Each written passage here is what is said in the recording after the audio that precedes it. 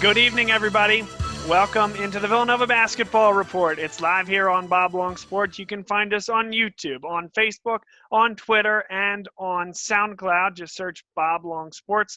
Lots of ways to get the show. Whether you like to, when you're driving, just listening to podcasts, you can put us on audio. If you like to see all the visual elements we have, we're going to be going to the whiteboard in coming weeks and a lot of other great features.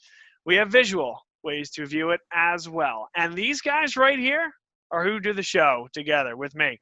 Bob Long, Kevin Long, K-Mac, and Tom Trainer are all here. Gentlemen, this Villanova team got back to basics in the second half against Georgetown, a really strong second half effort, and came up with what ended up being a pretty convincing win by the time it was all said and done. Let's start with Kevin Long coming to us from New Jersey. Your thoughts on what you saw out of the Wildcats on Friday night? So I thought it was a good test to see these guys go down early, and was very encouraged by the way that they fought back. And I'm really not all that disappointed with the way that they played in the first half. And by saying that, I think they were getting open shots. I think they were getting some pretty good looks. It just wasn't quite falling for them in the first half. So I'm not all that disappointed in the effort that they were putting out there, but like Villanova does, they usually find their stroke at some point in the game, and they obviously got hot. They went on two big runs there to eventually tie the game and then stretch out the lead even further down the stretch in the last couple of minutes. So overall, really encouraged with the way that this team played. I think we're starting to see some different rotations in there right now. I think possibly even a changing of the guard here in their starting lineup. A guy in Jermaine Samuels who's been in there for about 2 years now, and Cole Swider is really just catching fire right now. He's shooting the ball well. He really did that at the end of last year too, and I think we're starting to see his defensive game develop as well. So I'm really intrigued to see in the next couple of weeks here how that starting battle between Cole Swider and Jermaine Samuels ends up.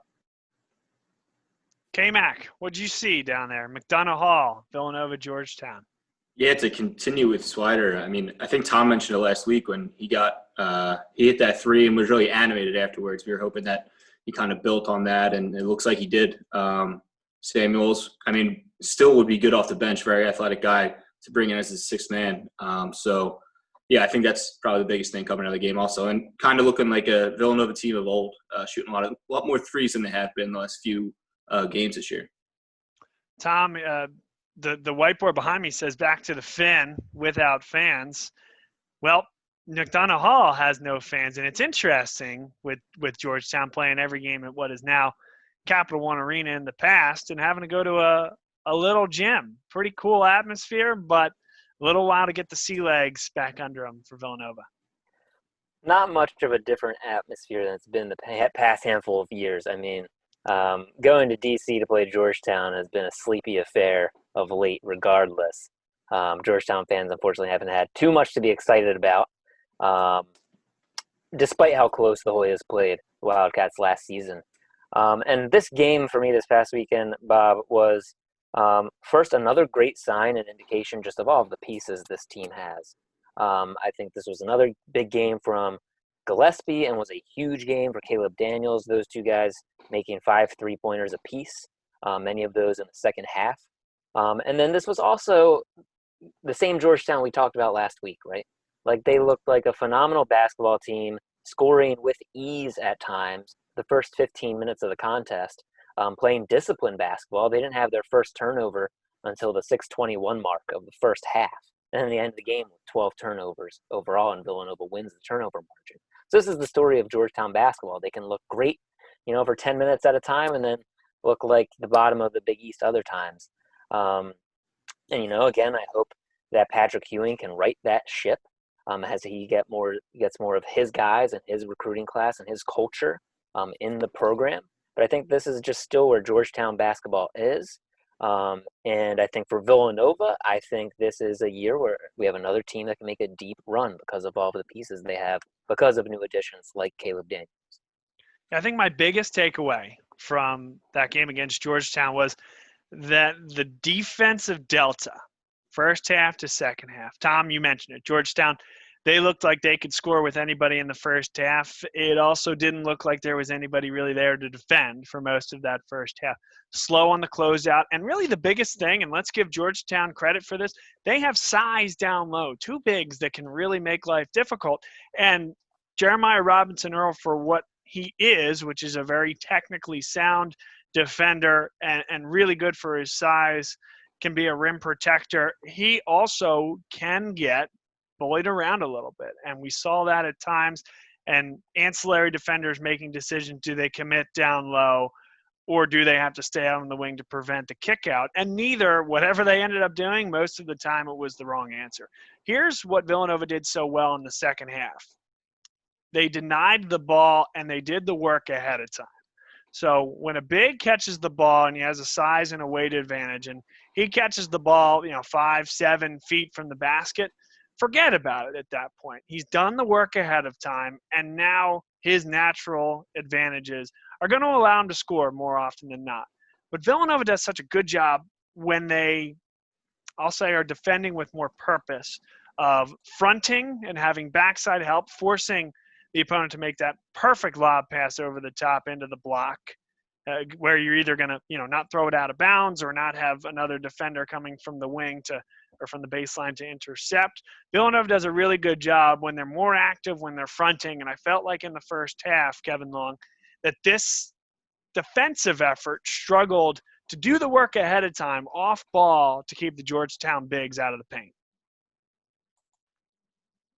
Yeah, I agree. I think they were letting Pickett and Wahab get down into the paint at will, and Jeremiah Robinson-Earl was not doing a great job fronting them, nor was Jermaine Samuels. And, I think that was part of the reason why he ended up ceding a little bit of time to Cole Swider in the second half.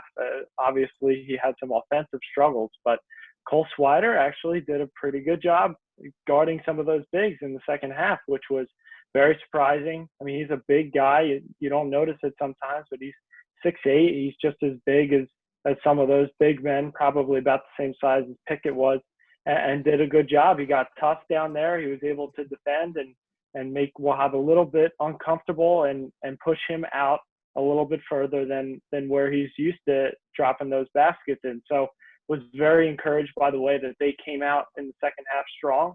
And again, I'll echo what I said before, very encouraged by Cole Swider's development as a defensive player, which will allow him to make even more contributions on the offensive end, which is a strong suit.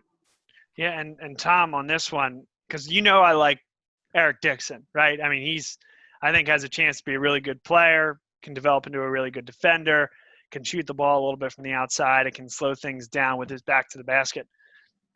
He feels like a guy that should be able to defend a guy like Pickett. However, he didn't really give himself the opportunity because he had two reach fouls, one on the sideline by the Villanova bench, that didn't even really let him get into the mix defensively to say, hey, Coach Wright, I can be the guy that can have the weight with me and can defend on the block. And I was a little disappointed. I know we'll see it in time.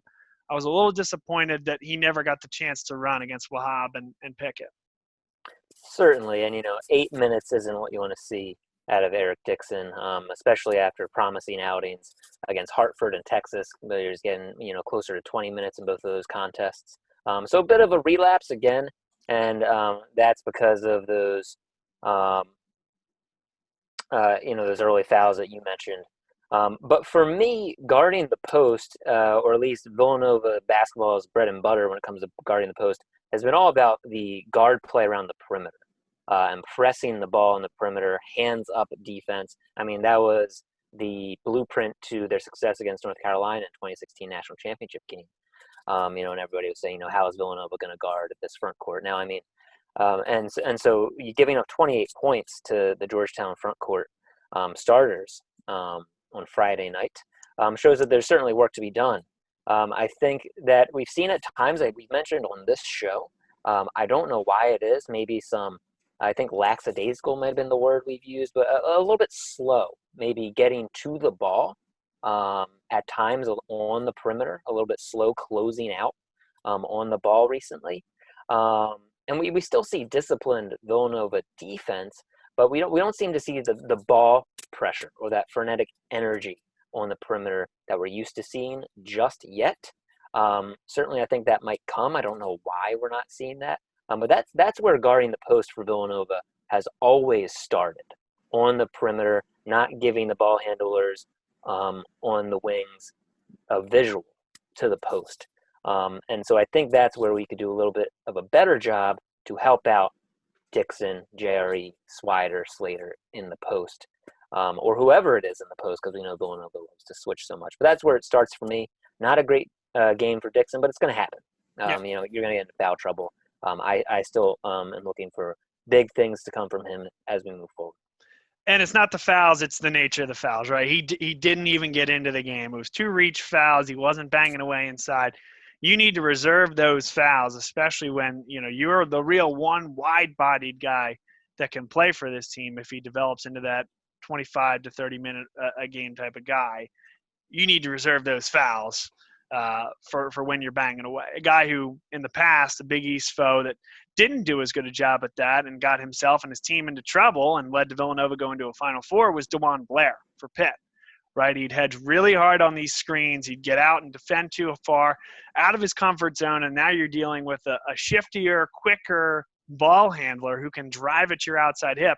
And in both the regular season game in 2009 and the regional final against Villanova, Blair got himself into foul trouble those ways. Again, one game, not worried about Eric Dixon. It's just something I'm seeing.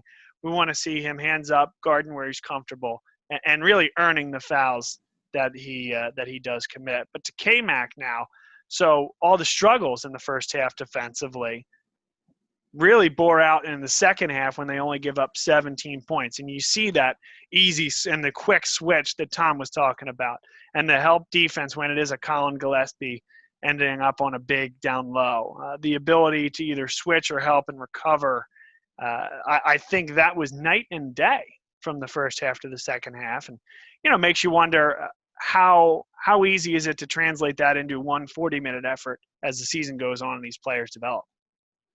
Well, first I want to defend DeJuan Blair. I mean, he had no ACLs, so come on. You got to give him a break for hedging on those. But also, the positive thing is that they did successfully make those adjustments after half, and Jay saw exactly what they needed to do, and the team was able to do it. But, it's talking about a game of 2 halves. I mean, they were down by 18, I think, in the first half. So to come back and win by 13 is unbelievable, and just shows how well they made those adjustments and shot in the second half. No doubt about it. This is the Villanova Basketball Report. It's here on Bob Long Sports. Bob Long, Kevin Long, K-Mac, Tom Trainer, all here today to talk about what was a strong win against Georgetown, a game that looks like they were going to get run out of the building in the first half. Where is this team now, guys? They're 1-0 in Big East play. It looks like Creighton and Villanova may be the class of the Big East, but a lot of strong teams across the league, one of which is going to come to Finn on Wednesday night. Butler facing the Villanova Wildcats. How's everybody feeling about where this team is now relative to where you may have thought they'll be? We'll kind of go reverse order here to K-Mac. This will be their first game at the Finn or even in the state of Pennsylvania this year. And how they've acquitted themselves on the road or in neutral sites, I think gives you a little bit of confidence. Yeah, and how much does that really matter? How much does home court matter right now with no fans? I think it helps. Obviously, you get to stay at your house or wherever you're living, and they get to be more comfortable where they're at. But it seemed like they were getting comfortable on the road anyway. But it should be better for the team to get back and maybe get into a routine going forward. Not sure how much of a routine you can get into, but hopefully having some normalcy will be better for the team. Tom, your thoughts on a little status update? Well, I think one way to think about where Villanova is in contrast to the team they're playing Wednesday night. Villanova has played, 6 games at this point? 7 games at this point.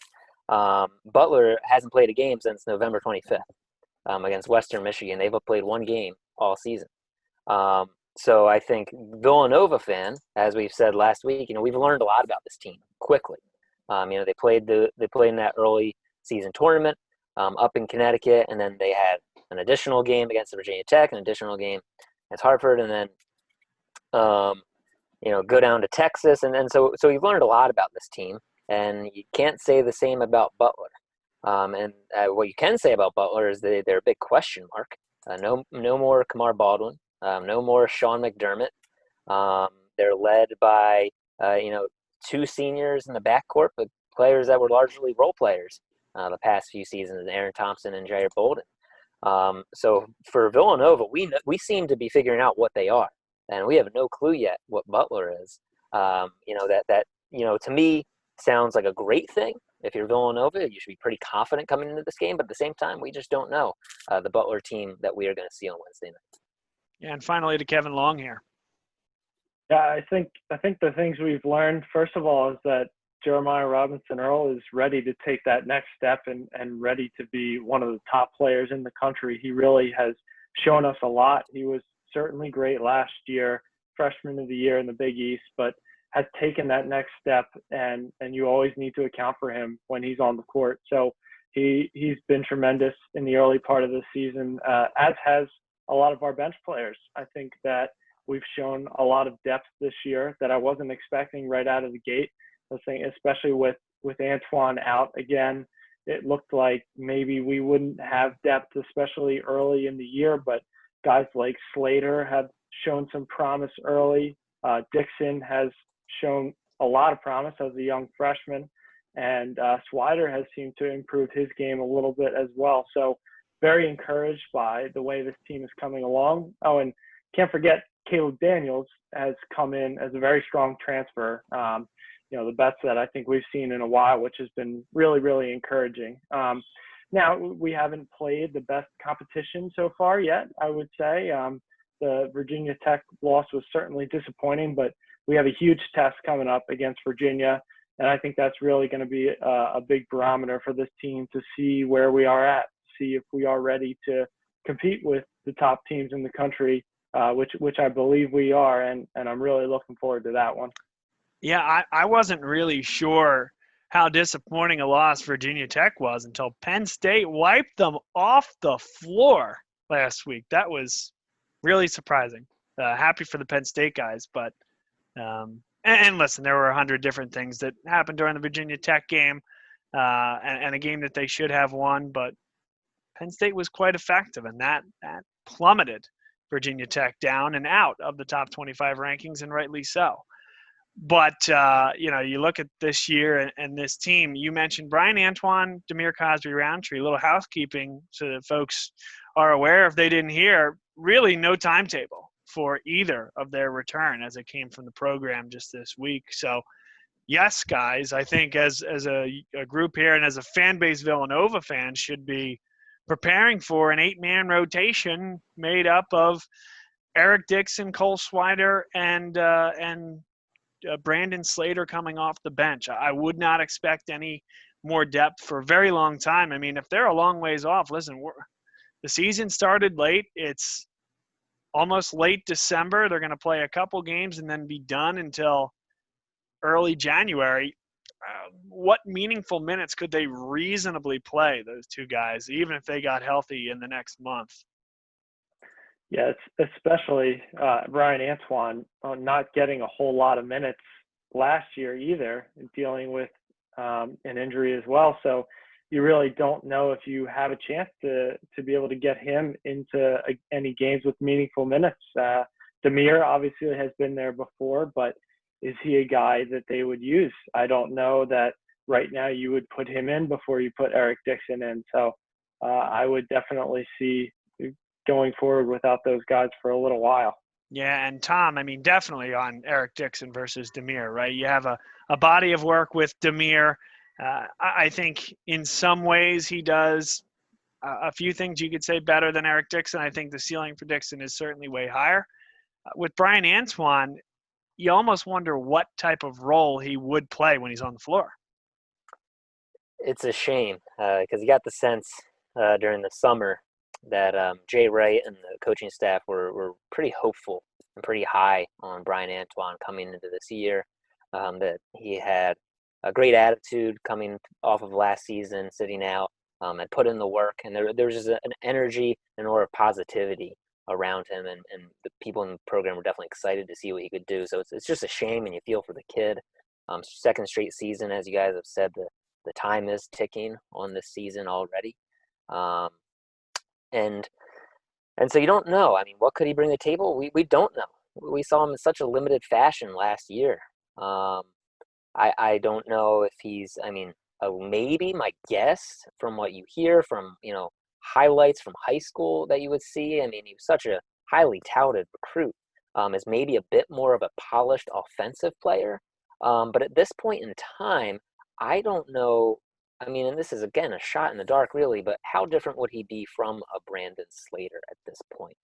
A Brandon Slater. Well, that's no knock on Brian Antoine's potential. Sure. That's lack of experience, and where Brandon Slater is in his career as a junior, and where Brian Antoine is as a sophomore who hasn't played any meaningful minutes yet for Villanova. Again, not a knock at Brian Antoine. It's just, I think if we were to see Brian Antoine at any point this season, if it now looks like it probably would be in the latter half of the season, where he's already missed, 2 real years of real competitive basketball minutes in any meaningful way.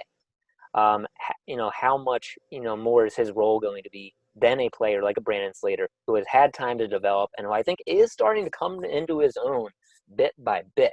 So I think it's similar to the question of, does Dada fill Eric Dixon's spot, right? Or have we found Dada's role in an Eric Dixon? I think the same could be said, just for so many question marks and lack of experience when it comes to Brian Antoine and Brandon Slater. So this 8-man rotation, all that to say, this 8-man rotation we have right now, I don't know how much that changes if you get either of those players back.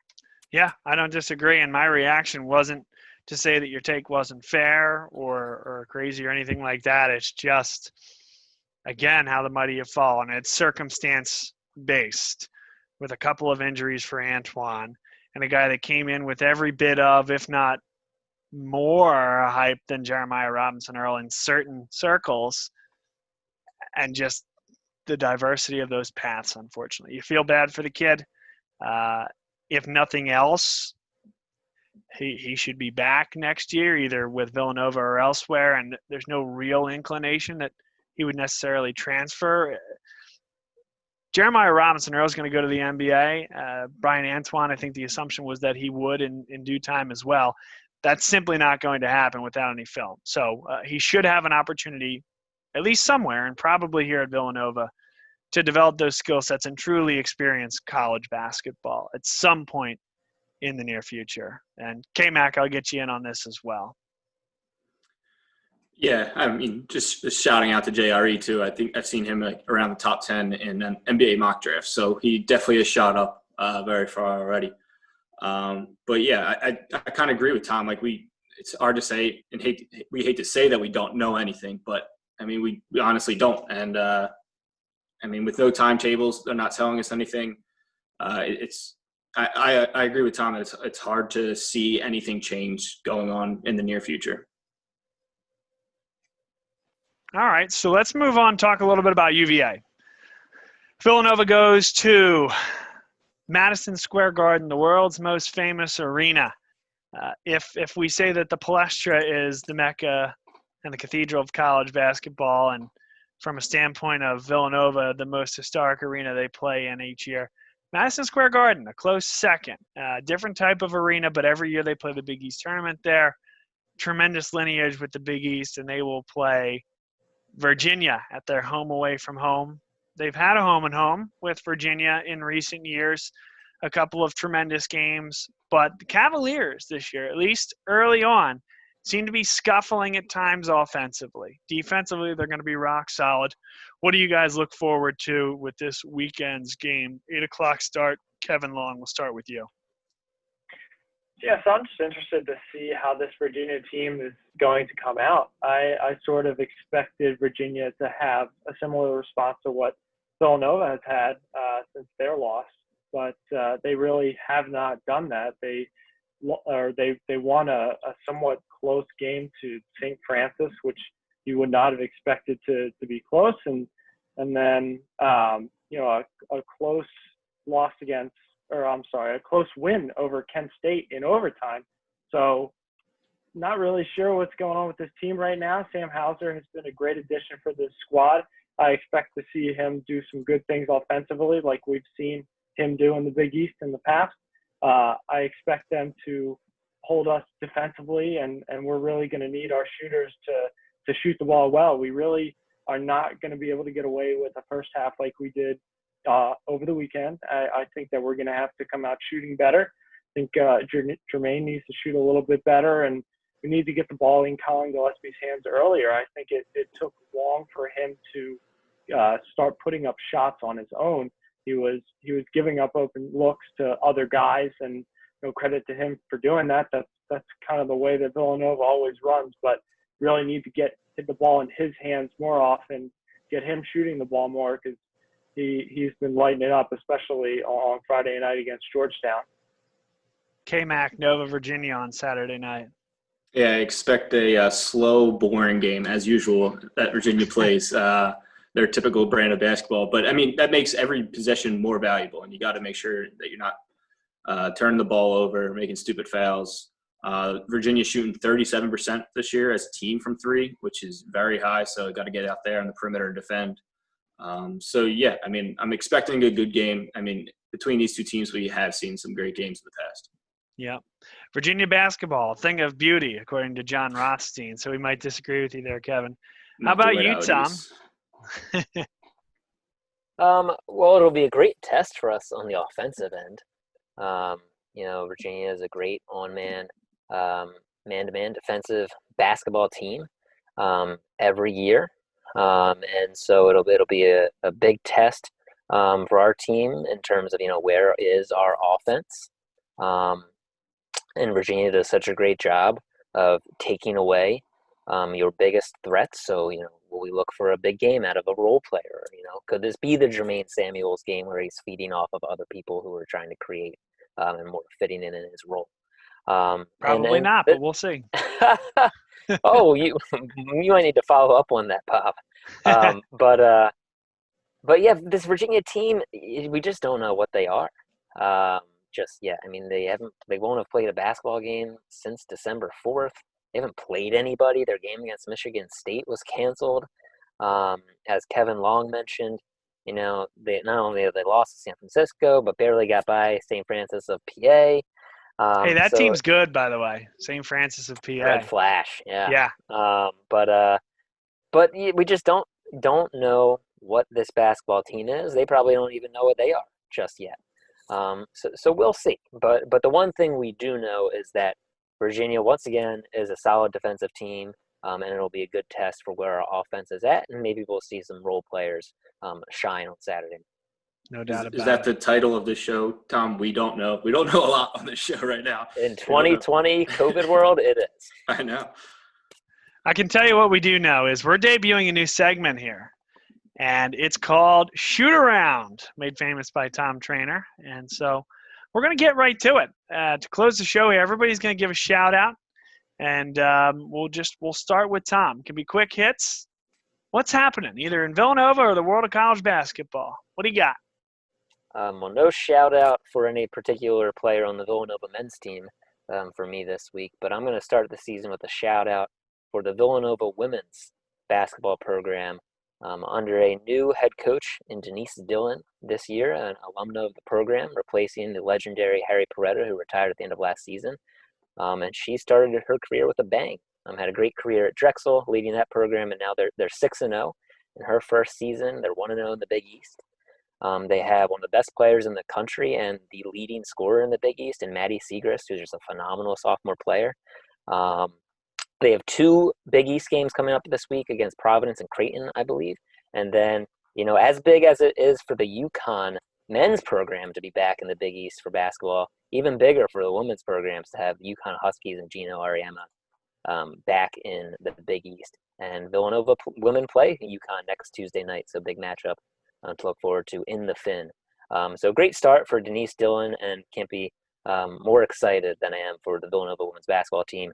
And for home games, just an FYI, you can catch, for example, the Creighton game this weekend on Saturday at noon. You can catch on Nova Nation All Access as the online platform. You can see that game. But hopefully that UConn game will be on television somewhere next week. Awesome. I'm up next here on the Shootaround, and we're going to talk about Pennsylvania college basketball. Okay, so the Big Five got underway.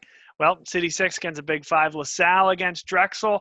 So good to see those teams in action. Some uncertainty there as to when a lot of these teams are going to be playing. We've seen Temple be shut down. Good to see a City matchup happen there. We talked about Penn State. Strong start for the Nittany Lions, hammering Virginia Tech. They lost a tough one to the Michigan Wolverines, but that team appears to be back.